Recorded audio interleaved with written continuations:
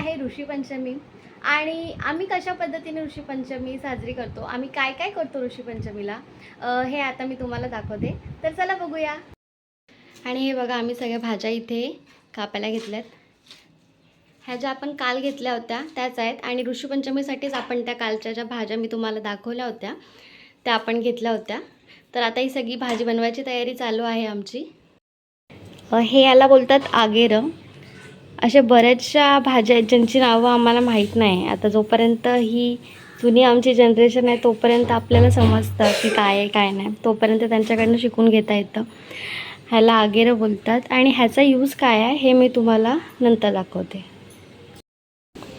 हे जे मी तुम्हाला दाखवलं होतं ना आगेराचं, ह्या आगेराचा यूज असा आहे की ह्याचा आपण पानांचा यूज पण करतो. ह्याची आपण अशी 21 पानं काढून घेतो. म्हणजे आपण जेवढ्या जणी असू तेवढ्या जणींना अशी 21 पानं काढायची आणि ह्याच्या ज्या ज्या काठ्या आहेत ना त्याचा पण यूज करतात. आत्ता आम्ही भाजी बनवायला घेतली ऋषीची, तर चला तुम्हाला पण दाखवते आम्ही भाजी कशी बनवतो ते. त्या पातेल्यात आपण आता तूप टाकून घेतलं आहे. हे घरचं तूप आहे. जर आपल्याकडे तूप नसेल तर आपण ह्याच्यामध्ये मव्याचं तेल असतं ना ते पण टाकू शकतो. ह्याच्यामध्ये आपण ॲड केल्यात मिरच्या, मिरचीची पेस्ट ॲड केलं आहे. एकदम टेस्टी. थोडंसं भरडच ठेवायचा.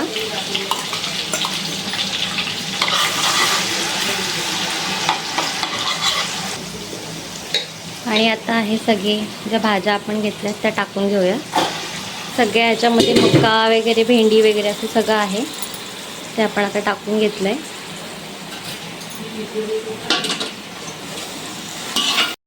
ह्याच्यात टोटल 21 भाज्या आपल्याला घ्यायच्या असतात. 21च्या जास्त झाल्या तरी पण चालतात, पण 21पेक्षा कमी नसतात घ्यायच्या. आता आपण ह्याच्यामध्ये तूर ॲड केलं आहे. सगळ्या पालेभाज्या आहेत. काल तुम्हाला दाखवलेल्या ह्याच्यातल्या भाज्या मी सगळ्या, तेच सगळ्या भाज्या आहेत. सगळ्या भाज्या आपल्याला वर्षातून एकदाच भेटतात. मोस्टली पावसाळ्यामध्येच येतात ह्या भाज्या. सगळ्या रानभाज्या आहेत.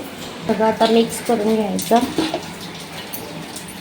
या भाजीमध्ये आपल्याला मसाला वगैरे असं काहीच नसतं टाकायचं, फक्त ह्या भाज्या आणि या वाफेवर शिजवायच्या. नंतर पण सगळी भाजी आता अशी मिक्स करून घेतले. आता आपण ही वाफेवर शिजायला ठेवायची आहे भाजी. आता हे ठेवलं आहे आपण वाफेवर आणि आता एक साईडला आपण भाकरी करून घेणार आहोत. हे आपण आता भाकरीसाठी पीठ घेतलं आहे. हे रात्याचं पीठ आहे. रात्याचे जे तांदूळ असतात ना त्यांचं पीठ आहे. मी आईला विचारलं की काय रिझन आहे, म्हणजे आपण आपली जी पटणी असते त्याच्या आम्ही ज्या भाकऱ्या करतो नॉर्मली पांढऱ्या भाकऱ्या, तर तसं आपण का नाही करत, हे आपण का घेतो आहे. तर तिचं म्हणणं असं आहे की जे बैलांनी नांगरलेलं असतं, म्हणजे बैलाच्या मेहनतीचं नाही घ्यायचं. हे जे तांदूळ असतात ना ह्याचे रात्याचे, ह्याला डायरेक्ट असं फेकून हे करतात, उगवतात, असं तिचं म्हणणं आहे. मी तुम्हाला तिच्याचकडनं ऐकवते की ते काय आहे ते. मला पण ॲक्च्युली व्यवस्थित सांगता येत नाही. ते बैलाचे मेहनतीचं नसतात म्हणून ते घेतात, नांगराचं नसतं ते. जे त्याचा मुग येऊन ते भात रो फेकलेला असतात त्याच्यासाठी ते त्याला बैलाची मेहनत नाही लागत. अच्छा. ऋषीच्या उपासाला बैलाची मेहनतीचा हात नाही ना म्हणून. बघा भाजी आता थोडी उमलले बोलतात ना, काय बोलतात, वाफवले. पुनवणी मलाला घेतलाय पीठ आणि अजून बघा एवढं अजून आहे.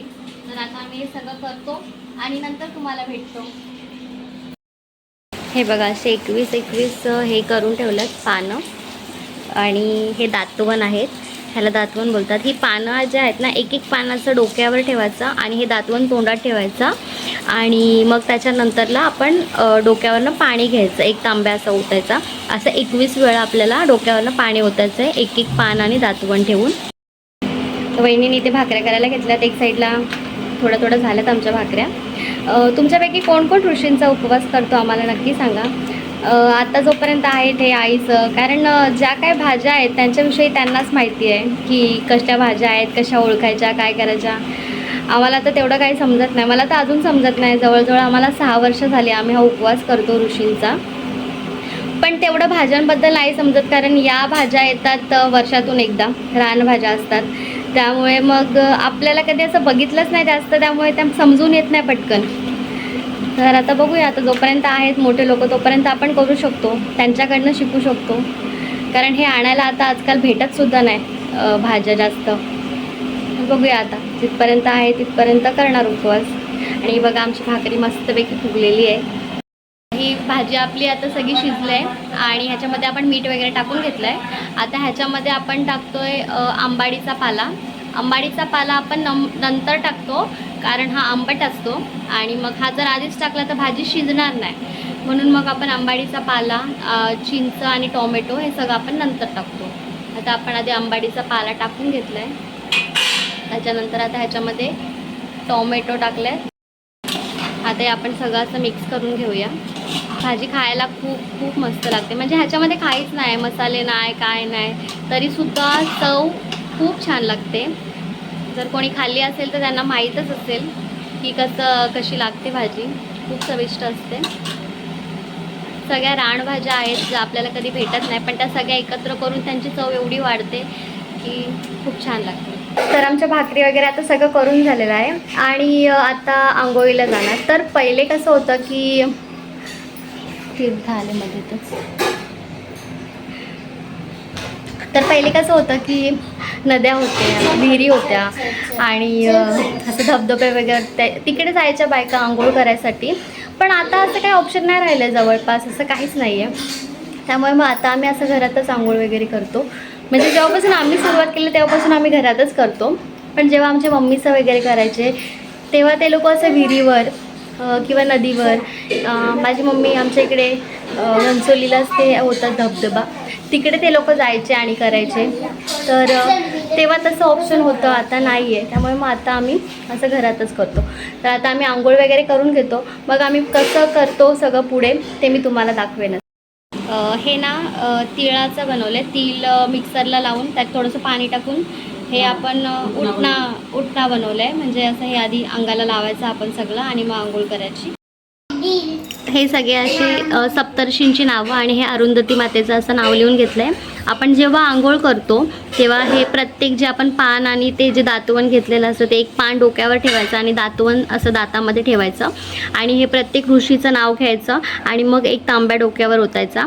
हे असं करायचं असतं. त्याच्यासाठी हे सप्तऋषींची नावं आपण घेतल्यात लिहून, म्हणजे लक्षात नाही राहत म्हणून मग आम्ही लिहून घेतलं. तशी आमची आंघोळ वगैरे सगळं करून झालं आहे. आता आम्ही जी मांडणी करणार आहोत पूजेची ती आम्ही कशी करतो ते मी तुम्हाला दाखवते.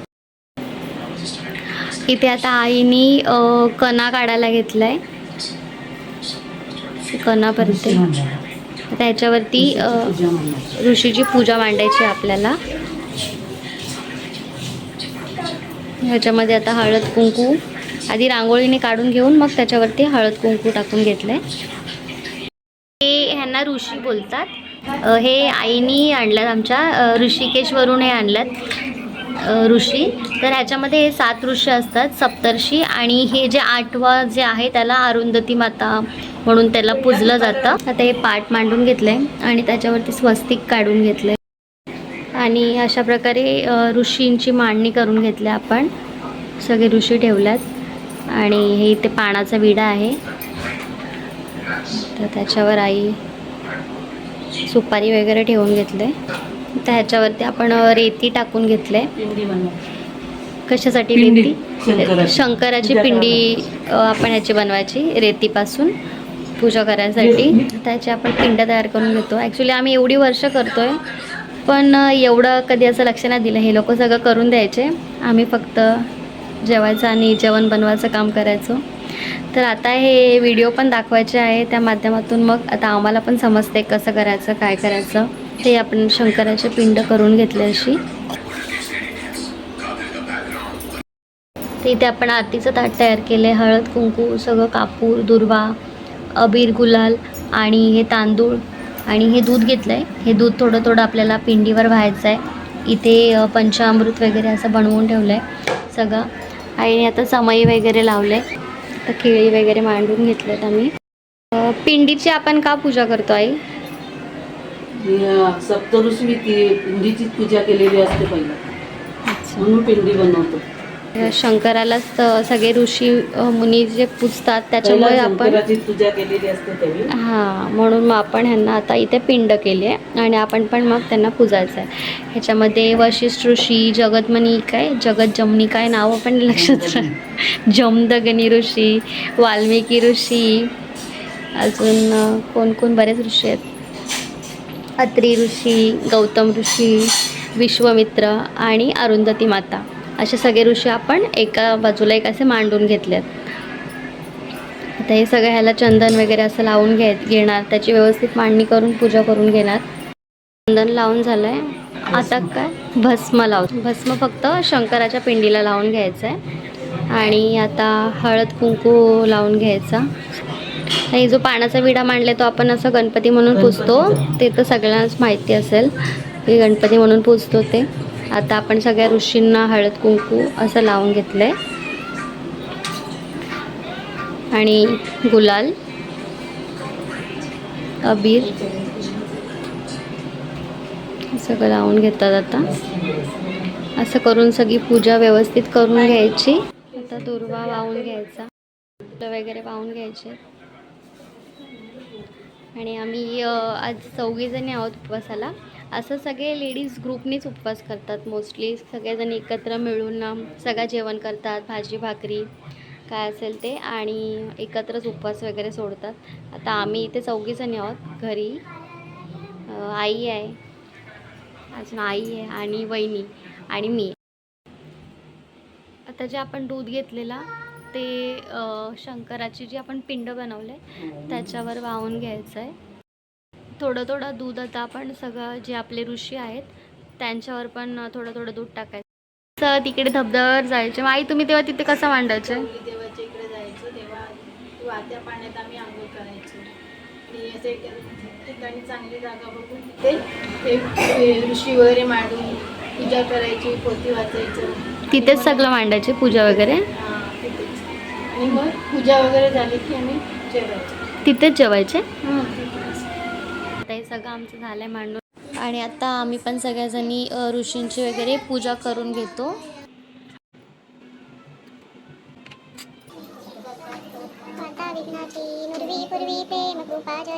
आता आपली पूजा वगैरे सगळं करून झालं आहे आणि आता नारळ फोडून घ्यायचा आणि नंतर आता आम्ही पोथी वाचायला सुरुवात करू. त्याला नारळ फोडून घेतला आपण. हा जो फोडलेला नारळ आहे, आपण जी ती भाजी बनवली होती त्या भाजीमध्येच आपण आता हा नारळ टाकायचा.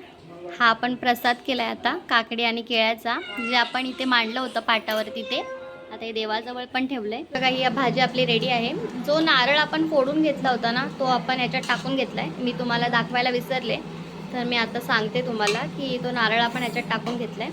आणि इथे आपण हे चिंचेचा कोळ आता रेडी करून घेतो आहे. नारळ टाकल्यानंतर ॲक्च्युली आधी पण टाकू शकतो, पण आईला चिंच नाही चालत तर आम्ही इथे भाजी आईला बाजूला काढून ठेवले आणि मग आता हे आमच्या भाजीमध्ये आम्ही चिंच टाकून घेतो. ही अशी पानं मांडून घेतल्यात आपण, केलीची पानं घेतल्यात आणि इथे आपण आता ते नैवेद्य काढायचं ऋषींना. त्याच्यासाठी आई इथे आता हे भाकरी वगैरे मोडून घेते आणि मग आता हे एक एक करून तुकडा ठेवायचा हा असा. हे बघा आपण आता 7 ऋषींना हे असं हे करून घेतलं आहे. आता आपण जो प्रसाद केला होता काकडीचा केळ्याचा तो पण याच्यात ठेवायचा आणि इथे वरती या साईडला आपण गणपतीसाठी पण काढून घेतलं आहे. आणि शंकराला आपण प्रसाद ह्याच्यातच देतो, असं वेगळा नाही काढत. तो हे जे मांडलं आहे ना ह्याच्यामध्येच आपण मांडतो. भाजी बनवले आपण ती टाकून घ्यायची याच्यावरती नैवेद्यासाठी. त्या भाजीमध्ये नाही कांदा लसूण मसाला काहीच नाही, तरीसुद्धा ही भाजी चवीला एवढी छान लागते. तूप टाकून घेतलं आपण हे वगैरे सोडायचं, मग पोथी वाचून घ्यायची आणि मग उपवास सोडायचा. पंचमीचे व्रतकथाचं हे पुस्तक आहे. ह्याच्यामध्ये आपल्याला समजतं की आपण हे व्रत का करायचं, कशासाठी आपण करतो, हे सगळं ह्याच्यामध्ये दिलं आहे. तर आता आम्ही हे पुस्तक वाचतोय. कथा कथा.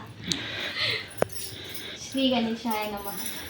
शुद्ध ब्रह्मांड पुराण नवमी शाराण्य सांगू लागले. ते एके दिवशी शौनिकादिकांस म्हणाले, हे ऋषीओ, ब्रह्मदेवानो सीताश्व राजाला अनेक व्रते सांगितली.